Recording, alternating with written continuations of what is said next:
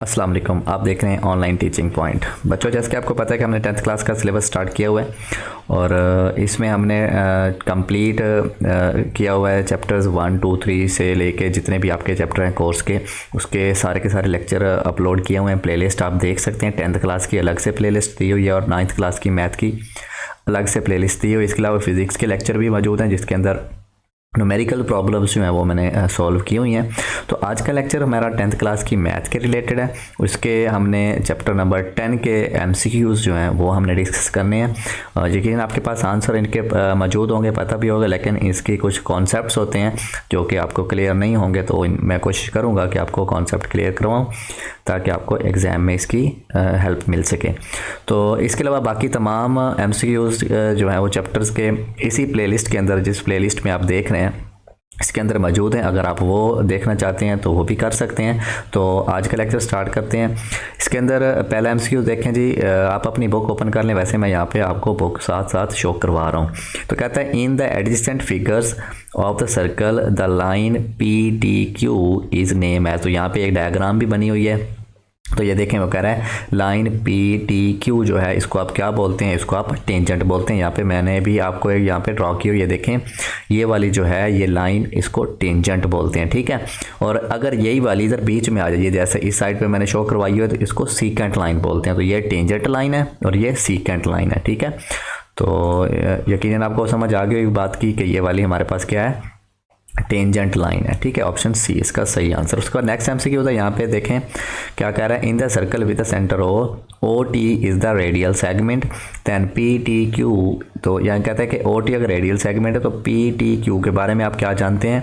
तो एक बात आप याद रखेंगे, जहाँ पे पॉइंट ऑफ कॉन्टैक्ट होता है टेंजेंट लाइन का, ये देखें ये वाला पॉइंट T वाला जो है ना, इसका पॉइंट ऑफ कॉन्टैक्ट है।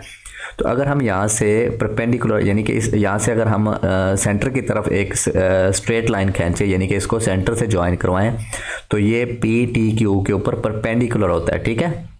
तो आप ये कह सकते हैं कि OT जो है ये परपेंडिकुलर टू PQ है। ये वाली PQ जो है OT पे परपेंडिकुलर है। तो यहाँ देखें ऑप्शन ए इसका राइट आंसर है। यहाँ पे कह रहा है कि OT परपेंडिकुलर नहीं है और यहाँ पे कह रहा है OT is parallel to PQ। तो ये दोनों ऑप्शन सही नहीं है, ठीक है।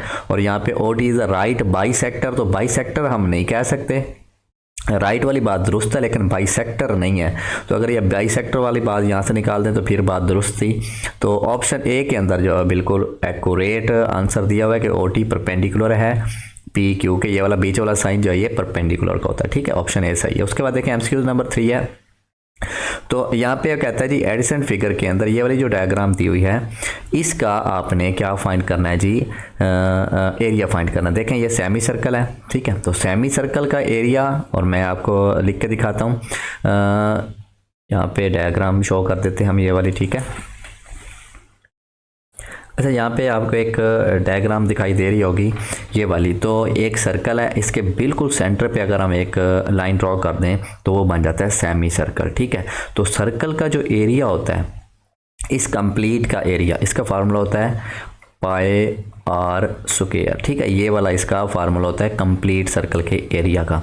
और चूंकि हमने हाफ का बताना है तो इसका फार्मूला है पाई आर स्क्वायर बाय 2, यानी कि 2 पे डिवाइड कर दोगे तो आधे सर्कल का, यानी कि आधे सर्कल का ये वाले पोर्शन का एरिया आ जाएगा, ठीक है।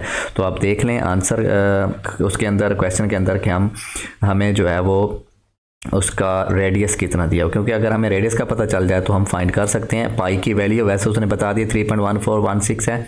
तो अगर ना भी बताए तो हमें इसका पता है कि इसकी वैल्यू 3.1415 है। तो रेडियस देखें यहाँ पे उसने कहा हुआ है OA जो है 20 सेंटीमीटर। यहाँ पे देख लेते हैं OA ये वाला है तो रेडियस है इसका, ठीक है। तो R की वैल्यू ये है और पाई ये है हमारे पास। तो सिंपल फार्मूले में पुट करके आंसर निकाल सकते हैं। मैं आपको यहाँ पे सॉल्व करके दिखा देता हूँ। हाँ जी, यहाँ पे मैं सपोज कर लेता हूँ कि जो मैंने सर्कल बनाया है उसका रेडियस है 20 सेंटीमीटर, ठीक है। तो ये रहा हमारे पास फार्मूला, इसी में हमने पुट करके आंसर निकालना है।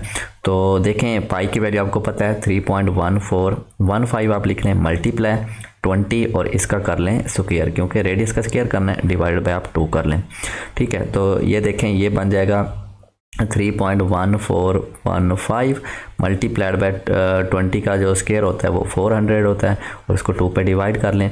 अच्छा, इसको कट कर दें तो ये आ जाएगा 200। तो 200 को जब आप 3.1415 से करेंगे तो 628 पॉइंट समथिंग आता है। ठीक है, तो ये इसका राइट आंसर बन रहा है। तो देखते हैं हम क्वेश्चन में कि उसने क्या ऑप्शंस दिए हो। तो ये देखें, हमारे पास ऑप्शन डी जो है 628.32 स्क्वायर सेंटीमीटर जो है इसका रेडियस बन रहा है, सॉरी इसका एरिया बन रहा है। ठीक है, बिल्कुल सेम डायग्राम है। अब इसका वो पैरामीटर पूछ रहा है। पैरामीटर होता है ये बाउंड्री, यानी कि यहाँ से लेके यहाँ तक ये वाली इसकी बाउंड्री कितनी है।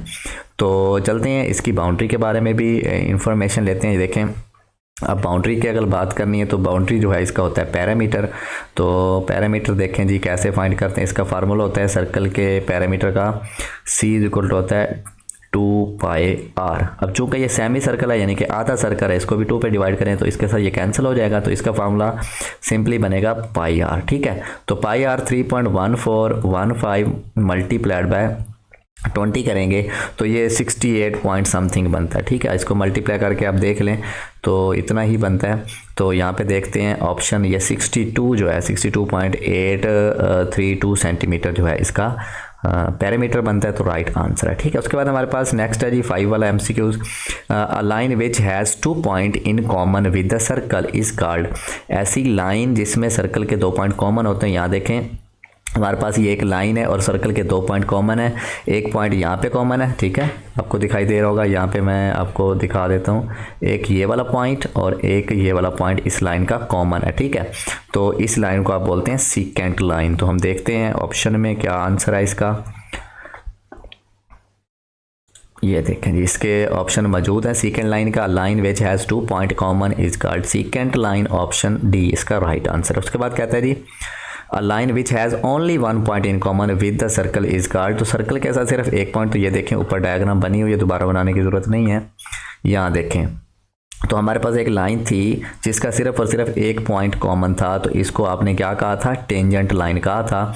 तो मेरे ख्याल में 6 वाले का आंसर यही है। ये देखें, अ line which has only 1 point common with the circle is called tangent of the circle, तो ऑप्शन सी इसका राइट आंसर है। ठीक है, 7 वाला हमारे पास है जी, कहता है 2 tangent draw two the circle from the point outside it's arc of dash in the length. तो देखते हैं कि यहाँ पे क्या कर रहा है। कहता है 2 टेंजेंट्स ड्रॉ कर रहे हैं, draw to a circle from the point outside. बाहर कोई पॉइंट हम अगर बनाए उसके ऊपर टेंजेंट ड्रॉ करें तो वो आपस में क्या होंगे, उसकी लेंथ में आप क्या जानते हैं। तो मैं आपको बना के दिखाता हूँ इसका। अच्छा जी, यहाँ पे मैंने 2 टेंजेंट्स ड्रॉ किए हैं आपके सामने। एक ब्लू कलर में टेंजेंट है और एक है हमारे पास रेड कलर में। ठीक है, तो अब इनके बारे में वो कह रहा है कि ये देखिए, ये बाहर एक पॉइंट था, ये ग्रीन वाला आपको दिखाई दे रहा है, एक बाहर पॉइंट। तो वो कहता है कि इस बाहर वाले पॉइंट से अगर हम 2 टेंजेंट ड्रॉ करें तो उनके आपस में क्या ताल्लुक होगा। ये देखें, यहाँ पे पॉइंट ऑफ कॉन्टैक्ट और यहाँ से इसकी मेजरमेंट कर लें, और इधर से इस रेड को अगर करें पॉइंट ऑफ कॉन्टैक्ट और इन दोनों को मेजर कर लें, इन दोनों की जो लेंथ है वो एक जैसी रहेगी, यानी कि इक्वल होती। इसी के बारे में कह रहा था कि पॉइंट ऑफ कांटेक्ट जो है इनका, इधर से जहाँ पे इकट्ठी एक पॉइंट से आ रही है और इधर पॉइंट ऑफ कांटेक्ट पे अगर हमने कोई सी 2 टेंजेंट ड्रॉ करनी है, यानी कि सर्कल के बाहर किसी पॉइंट से, तो वो लेंथ में क्या होंगी, इक्वल होंगी, इक्वल इन लेंथ। तो देखते हैं जी ऑप्शन में क्या था। यहाँ पे देखें जी, हमारे पास ये है जी MCQ नंबर 7। तो outside the circle is equal, option B इसका राइट आंसर। उसके बाद हमारे पास है जी सर्कल हैज़ ओनली 1। सर्कल का सिर्फ एक ही सेंटर होता है, सेंटर सिर्फ एक होता है। ठीक है, डायमीटर भी काफ़ी सारे बनाया जा सकते हैं, यानी कि ऐसे भी बनाया जा सकता है, ऐसे भी डायमीटर बनाया जा सकता है, ऐसे भी डायमीटर, कोई भी डायमीटर काफ़ी सारे बनाया जा सकते हैं, कॉर्ड भी बनाया जा सकते हैं, सीकेंट लाइन भी काफ़ी सारी ड्रॉ की जा सकती हैं, लेकिन सेंटर सिर्फ एक रहेगा। ठीक है, उसके बाद हमारे पास 9 वाला tangent line intersect the circle eight. तो टेंजेंट लाइन सर्कल को सिर्फ एक पॉइंट पे कट करती है। ये देखें, ये टेंजेंट लाइन थी तो सिर्फ एक पॉइंट पे उसने इंटरसेक्ट किया है, टच किया है। ठीक है, इंटरसेक्ट भी बेसिकली नहीं करती, वो टच करती है। तो टेंजेंट लाइन सिंगल पॉइंट पे ऑप्शन सी इसका राइट आंसर है। उसके बाद हमारे पास नेक्स्ट एमसीक्यू है 10, the tangent draw at the end of the diameter of the circle are dash to each other. तो ऐसी टेंजेंट्स जो एंड पॉइंट पे ड्रा की जाती हैं, तो ये मैं आपको बना के दिखाता हूँ। हाँ जी, तो ये देखें टेंजेंट हमने ड्रॉ किए हैं एंड पॉइंट्स पे। कहाँ पे? एंड पॉइंट पे किसके? डायमीटर के। तो जैसे आपको दिखाई दे रही है, एक ये वाली टेंजेंट है और दूसरी एक ये वाली टेंजेंट है। तो ये दोनों आपस में क्या रहती हैं? पैरेलल रहती हैं। ठीक है, ये देखें ये दोनों टेंजेंट्स, ये वाली और ये वाली टेंजेंट पैरेलल है। ठीक है, तो देखते हैं जी इसका आंसर क्या है। यहाँ पे ऑप्शन मौजूद है पैरेलल का, तो ऑप्शन ए इसका राइट आंसर है। उसके बाद देखेंगे हमारे पास 11 वाला एमसीक्यूज है। The distance between the centre of the two congruent touches circles externally. तो यहाँ पे देखें हमारे पास वो कहता है दो सेंटर्स हैं। The distance between the centres of the two congruent touches circles, ऐसे दो सर्कल हैं। कॉन्ग्रेंट वो होते हैं जिनके रेडियस एक जैसे होते हैं और वो आउटसाइड एक पॉइंट पे एक दूसरे को टच कर रहे होते हैं। तो ये देखें जी डायग्राम, मैंने पहले ये वाला एमसीक्यू डिस्कस किया हुआ है चैप्टर नंबर 13 के अंदर, लेकिन यहाँ पे मैं डायग्राम शो करके आपको दिखा देता हूँ। अच्छा जी, ये देखें मैंने डायग्राम शो किया आपके सामने। यहाँ पे हमारे पास दो सर्कल हैं जो एक्सटर्नली तौर पे एक दूसरे को टच कर रहे हैं। ये देखें इस जगह पे ये दोनों एक दूसरे को टच कर रहे हैं। तो वो कहते हैं इनका जो डिस्टेंस है सेंटर से वो किसके इक्वल होता है? ये एक्चुअली डायमीटर के इक्वल होता है। डायमीटर आप इसको कह लें या फिर double of the radial segment कह लें, एक ही बात है। देखें ये दोनों, ये इसका रेडियस यहाँ तक और इधर से इसका रेडियस यहाँ तक, चूंकि ये कॉन्ग्रेंट है तो दोनों के रेडियस बराबर हैं। अगर दो रेडियस मिला के करेंगे तो ये टोटल यहाँ से, यानी कि अगर मैं यहाँ से इसको कट करके इसके साथ जोड़ दूं, ऐसे इसके साथ जोड़ दूं, तो ये क्या बन जाएगा? डायमीटर बन जाएगा। इसको डायमीटर भी आप बोल देंगे और double of the radial segment भी बोल देंगे। अब देखते हैं ऑप्शन में हमारे पास क्या मौजूद है। अगर double of the radial segment है तो वो लगा देंगे, वरना डायमीटर होगा तो वो लगा देंगे। तो यहाँ पे देखें, यहाँ पे वो कह रहा है the diameter of each circle. तो ये देखें double of the radial segment नहीं लिखा हुआ यहाँ पे twice of the diameter of each other लिखा हुआ है, रेडियल सेगमेंट नहीं है।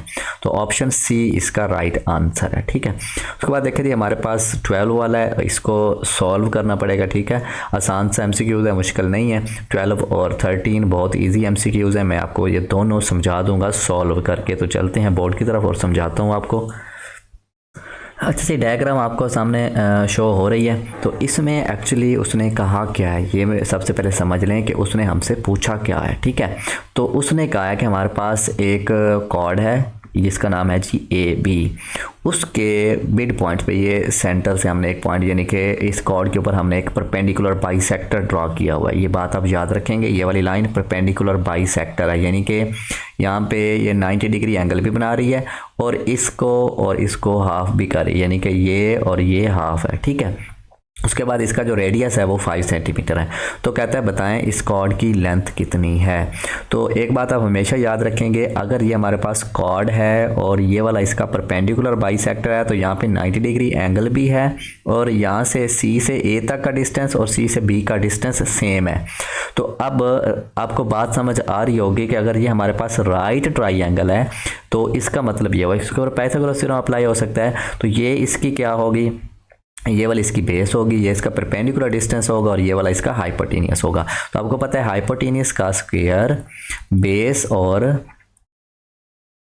परपेंडिकुलर स्क्वायर के इक्वल होता है, सम के स्क्वायर के इक्वल होता है। तो ये देखें ये 4 सेंटीमीटर का स्क्वायर, ये AC हमने मालूम करना है और इसका 25, तो ये 5 है, तो ये आ जाएगा 25 और ये आ जाएगा AC का स्क्वायर और ये आ जाएगा 16 इसमें से माइनस कर देंगे तो AC इक्वल आ जाएगा यहाँ पे 9 बच जाएगा और AC का स्क्वायर आपको पता है इसको हटाने के लिए क्या करते होते हैं, स्क्वायर रूट लेते हैं, इसका भी स्क्वायर रूट लेंगे तो ये कट जाएगा। तो AC कितना हो जाएगा हमारे पास 3। ठीक है, तो AC हमें नहीं फाइंड करना था, हमें पूरा ये फाइंड करना, तो ये 3 है तो ये भी 3 सेंटीमीटर होगा। तो ये टोटल मिला के कितने बनेंगे 6 सेंटीमीटर। ठीक है, तो मेरे ख्याल में ये बात आपको समझ आ गई है, MCQs भी क्लियर हो गया है। तो चलते हैं आंसर की तरफ। तो यहाँ देखें इसका आंसर क्या आएगा हमारे पास B जो है 6 सेंटीमीटर। उसके बाद नेक्स्ट देखें जी, ये वाला बहुत इजी सा MCQs है, कोई मुश्किल काम नहीं है इसके अंदर। कुछ डाटा लिखा हुआ है, ये आप बात याद रखेंगे। देखें यहाँ पे ये यहाँ से यहाँ तक मैं इसको ज़बानी ही आपको सॉल्व करवा देता हूँ, यकीनन आप कर लेंगे, आप इतनी एबिलिटी आपके अंदर आ चुकी है।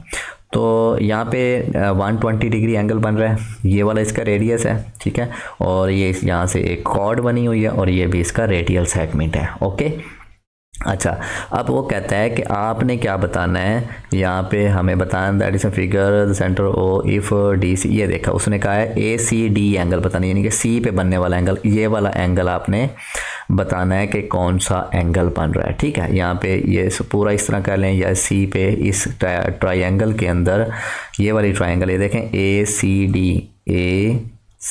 डी, तो ये वाला एंगल जो है आपने वो कहता है बताना है। तो यहाँ पे देखें ये जी शेप बन रही है। एक बात हमेशा याद रखेंगे, जो एंगल इस जगह पे बनेगा ना वही एंगल इस जगह पे बनेगा। ठीक है, यानी कि जो एंगल इधर होगा वही एंगल इधर होगा। तो ये जी शेप के अंदर एंगल सेम होते हैं इस तरह से। अच्छा, अब देखें यहाँ पे हमारे पास ये इधर से एक रेडियस है और ये भी एक रेडियल सेगमेंट है। तो अब मैं ये कहूँगा कि अगर ये 120 डिग्री है तो ये हमारे पास ट्राई एंगल है और इस ट्राई एंगल के इंटरनल एंगल का सम 180 डिग्री होता है। ठीक है, तो अगर ये 180 डिग्री है तो यहाँ पे जो एंगल बनेगा वही एंगल इस जगह पे बनेगा। ये ऊपर वाला नहीं बात कर रहा मैं, इस नीचे वाले की बात कर रहा हूँ। इस ट्राई एंगल के अंदर जो एंगल इधर बनेगा वही एंगल इधर बनेगा और ये 120 है। तो देखें अब ये मैं कैसे बोर्ड पे सॉल्व करूँगा। अब दोनों अगर ये देखें, आपको पता है कि एक साइड पे 120 डिग्री था और दूसरे दो एंगल मैंने कहा सेम बनेंगे। अब मैं कहता हूँ कि उन दोनों एंगल जो हैं वो क्या हैं, एक्स हैं। ये बात आपने याद रखनी है थोड़ी सी। अच्छा, मैं कहता हूँ एक्स है तो नीचे भी एक्स बनेगा, ठीक है, और ऊपर भी एक्स बनेगा, और एक है 120 और इन दोनों का सम होगा 180। तो ये होते हैं जी 2x इक्वल टू 180 माइनस ये उधर जाके 120 माइनस हो जाएगा, तो यहाँ बचेंगे 60 और इधर है 2x। 2 पे डिवाइड करेंगे तो x कितना आ जाएगा 30 डिग्री। तो मेरे ख्याल में बात आपको क्लियर हो गई है। 30 डिग्री एंगल बनेगा यहाँ पे। ठीक है, ये इस जगह पे मैं आपको दिखा देता हूँ, इस जगह पे 30 बनेगा। तो मैंने अभी बताया कि ये जी शेप के अंदर जो एंगल इधर होता है वही एंगल यहाँ पे ऊपर होता है। ये देखें ये जी बना हुआ है, ये ऐसे, ठीक है, यहाँ से देखिए डी सी ए और ए सी और ओ ए, ये जी बना हुआ है। यहाँ पे 30 बन रहा है तो यहाँ पे भी 30 डिग्री एंगल बनेगा। ऑप्शन बी इसका राइट आंसर है। तो उम्मीद करता हूँ आपको एमसीक्यूज़ की समझ आ गई होगी। इसके अलावा बाकी तमाम चैप्टर्स के एमसीक्यूज़ की प्लेलिस्ट के अंदर मौजूद हैं, आप देख सकते हैं। अच्छे से तैयारी करें। मिलते हैं नई वीडियो में, तब तक अल्लाह हाफिज़।